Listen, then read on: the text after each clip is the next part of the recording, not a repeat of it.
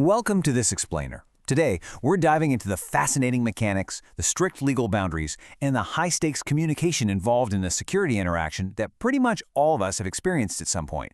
I'm talking about the ID check.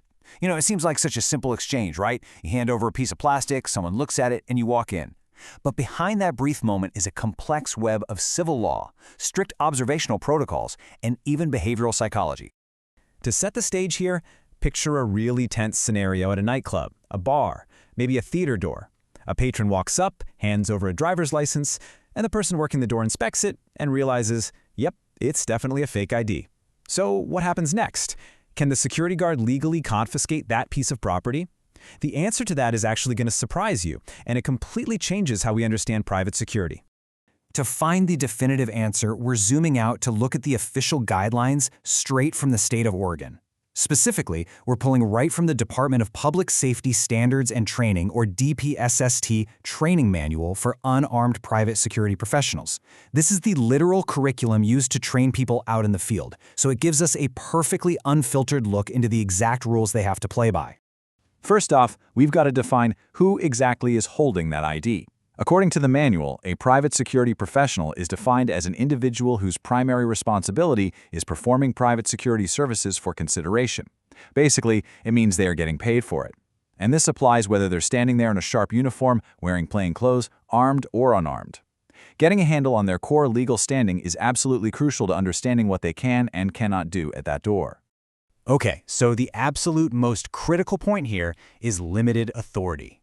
In general, a private security professional has literally no more legal authority than you or any other everyday citizen walking down the street. They aren't police officers.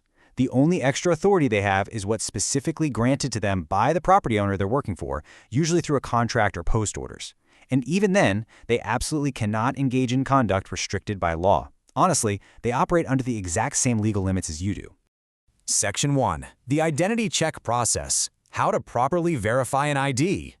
Let's dive right into the mechanical process of checking an identity. How exactly is a professional trained to spot an imposter? Well, the guidelines lay out 3 very clear steps. Step 1 is the obvious one, right? Compare the photo on the card to the person standing right in front of you.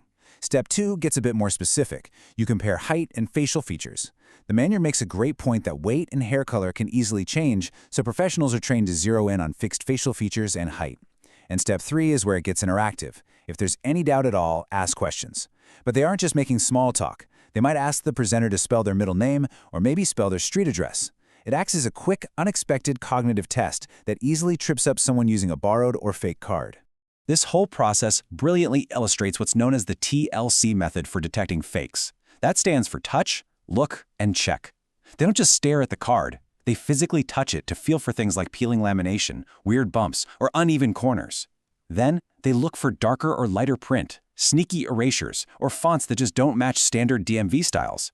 And finally, they check for authenticity markers. We're talking official state seals, colored photo backgrounds, and expiration dates. It's a highly tactile and visual inspection. Moving on to Section 2, the tort of conversion, the legal twist of confiscating IDs. Okay, let's circle back to that legal twist and finally answer our opening question about what a security professional should actually do when that TLC method proves an ID is totally fake. This is where the law gets incredibly interesting. We've got to compare 2 very different legal actions here. On one hand, we have lawful examination.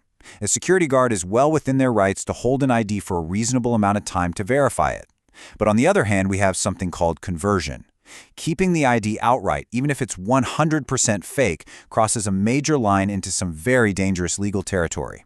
So, what's really fascinating here is how conversion is defined. In civil law, a tort is essentially a private wrong or injury. Conversion? Well, that's the tort equivalent of theft. It happens when a defendant takes possession and control over someone else's property without their permission. So, taking a person's fake ID and refusing to return it for a period longer than reasonably necessary to examine it, well, that could actually make the security professional personally liable for a lawsuit. No joke. Therefore, according to the state training manual, the absolute safest legal protocol when confronted with a fake ID is remarkably simple. You just hand it back to the presenter and deny them access to the venue. Confiscating it opens up the guard and the company to some serious civil liability. You just hand it back and you firmly say, no. Which brings us to Section 3, Handling angry citizens. Tactical communication and de-escalation. As you can probably guess, rejecting an ID, handing it back, and denying someone entry to a concert or a club, that can instantly trigger a highly emotional and really tense confrontation. Let's be real, people do not like being told no, especially when they think they've just been caught in a lie. This is where the manual brings in the concept of tactical communication. It defines it as the strategic use of verbal and nonverbal messages to accomplish a specific goal of voluntary compliance. The goal here is absolutely not to win an argument. The goal is to get the person to voluntarily leave the property without a single person getting hurt. It requires active listening, a professional posture, and strategic interaction to safely de-escalate an angry patron. To pull this off effectively, a professional has to actively scan the person for behavioral cues. The manual actually breaks these down into 3 distinct categories. First up are self-affecting signs. Think of a suddenly red face, rapid breathing, maybe gritting teeth. Second, you have attention-seeking behaviors, which include yelling, arguing, or aggressively invading the guard's personal space. And then, most critically, we have pre-assaultive warnings. These are dangerous signs of an imminent attack. It looks like pacing back and forth, shifting weight, or target glancing, which is where the person keeps intensely looking at a specific spot they intend to strike. Now we can map these intense behavioral cues directly to recommended verbal skills. If a patron has a red face and clenched fists, the guard is trained to empathize. You basically allow them to vent their frustration safely. If things escalate and they start yelling and arguing, the guard has to shift gears to using clear, realistic direction. And if they are just flat out disobeying directions to leave, the guard uses a specialized technique called providing options and transferring accountability. It's an incredibly structured way to regain control without ever having to resort to physical force. To put that into practice, the guard gently guides the interaction toward voluntary compliance using a few very specific steps. Step 1 is using personalized I statements. So instead of accusing, they might say something like, "I don't understand," or "You holding your hands like that makes me nervous." It de-escalates the situation by centering the guard's own perception. Step 2 is providing clear options. And Step 3 is transferring accountability. That means reminding the person that their choices right in that moment have real consequences. It's essentially saying, "Do you understand your decision to stay here may result in the police being called?" But equally important to what you should say are the actions that you must absolutely avoid at all costs because they will rapidly escalate a situation. The training on this is crystal clear. Never rely on sarcasm. Avoid profanity entirely. Do not make unenforceable threats, and absolutely under no circumstances enter into an ego contest. Listen, your intentions don't matter, it is all about how you are viewed. The second a guard gets drawn into an ego battle, they've completely lost tactical control of the scene.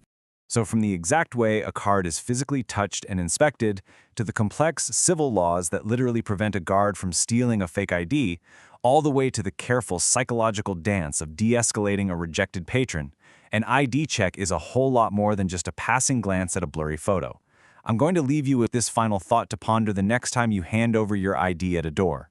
Considering that guard has absolutely no more legal authority than you do, where exactly is the line between maintaining security for a property owner and violating a citizen's civil rights?